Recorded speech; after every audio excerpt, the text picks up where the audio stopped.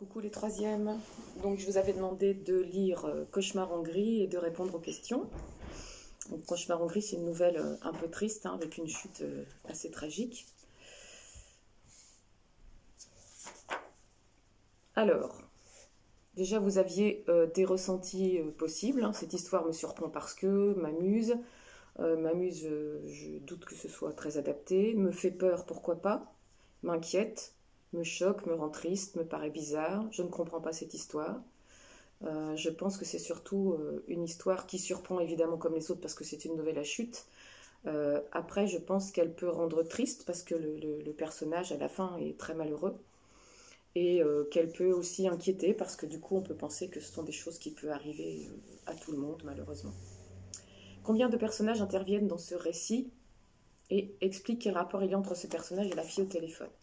Alors, on a 3 personnages, plus un interlocuteur au téléphone, donc le narrateur. Ensuite, on a également l'allusion à Suzanne, son épouse, décédée. Et puis, la jeune fille qui est sa petite fille. Hein, et son interlocuteur au téléphone, Harry. Voilà. Qui probablement est son petit-fils et le frère de la jeune fille. Explique ce qui s'est passé, pourquoi le grand-père se met-il à sangloter.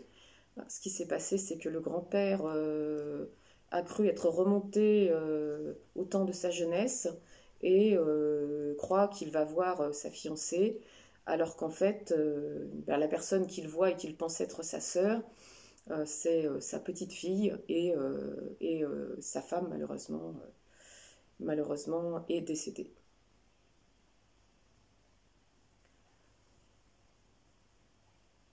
Donc ensuite il se met à sangloter parce que tout d'un coup tout lui revient et on dit qu'il est vieilli de 50 ans en 50 secondes. Comment l'auteur s'y prend-il pour faire en sorte que le lecteur soit surpris à la fin? Tout le début est fait comme si le personnage était effectivement un jeune amoureux et romantique, hein, et on ne découvre vraiment qu'à la fin son véritable âge et cette situation. On commence à se douter un peu dans la conversation, et puis c'est vraiment le dernier paragraphe qui vient corroborer ces indices. Alors, le titre bizarre, Cauchemar en gris, gris tout simplement, parce que déjà gris c'est une couleur un peu négative, hein, ce qui est gris comme un ciel gris c'est assez triste, et puis gris comme éventuellement les cheveux du personnage principal qui finalement à la fin se révèle être un vieil homme malheureux. Donc voilà pour Cauchemar en gris. Alors, je vais vous proposer demain une évaluation bilan, mais que je n'évaluerai pas, hein, c'est juste pour que vous sachiez où vous en êtes, sur les nouvelles à chute. Donc les notions à connaître, le principe de la nouvelle à chute, qu'est-ce qu'une nouvelle, qu'est-ce qu'une chute, ça je ne vais pas le répéter quand même. Le point de vue, hein, je vous rappelle 3 types de points de vue, externe, interne, omniscient. Les énumérations comme figure de style, hein, ces listes neutres qui s'opposent à la gradation avec un crescendo, qu'on a déjà vu en classe. L'accord du participe passé, on accorde avec l'auxiliaire être, on n'accorde pas avec avoir, sauf quand il y a un COD placé avant. Hein. Exemple, je suis venu, si je parle de moi, venu avec un E, puisque c'est l'auxiliaire, être. J'ai regardé les oiseaux, j'ai regardé et, puisque c'est l'auxiliaire avoir, et le COD, les oiseaux, est placé juste derrière. Par contre, si je dis ces beaux oiseaux, je les ai regardés, les remplace le COD, les oiseaux, j'ai regardé qui? Les oiseaux, donc là ce sera ES. Petit rappel, hein, ça ne fait jamais de mal.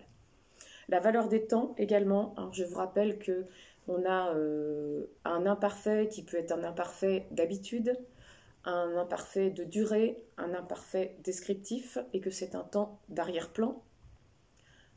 Le passé simple qui est un temps de premier plan et qui décrit des actions brèves et ponctuelles, les deux étant complémentaires. On a vu également le conditionnel qui pouvait avoir une valeur d'hypothèse, de souhait ou de futur dans le passé. Et également le plus que parfait, que vous aviez eu d'ailleurs dans le premier sujet de vos brevets blancs, qui a une valeur d'antériorité par rapport à l'imparfait. Alors, je vous lis la fin de la nouvelle quand Angèle fut seule, je vais y arriver. Alors déjà, je vous rappelle les différents indices qui vous annonçaient la fin. Au début, on vous parle d'Angèle et de sa rencontre avec son mari Baptiste. On vous dit Baptiste et ses yeux bleus, Baptiste et ses chemises à fleurs.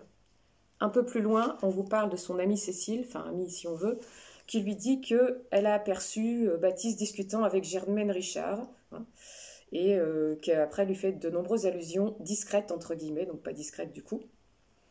En plus, on vous dit que Angèle n'a pas eu d'enfant et que Germaine Richard, elle, a eu un fils, raison de plus de la détester, qui est né peu de temps après la mort de son père, et le père de cet enfant vous dit que c'est un colosse, c'est-à-dire un très grand homme, aux yeux et aux cheveux noirs.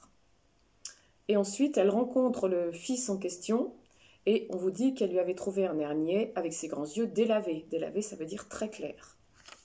Je relis la fin.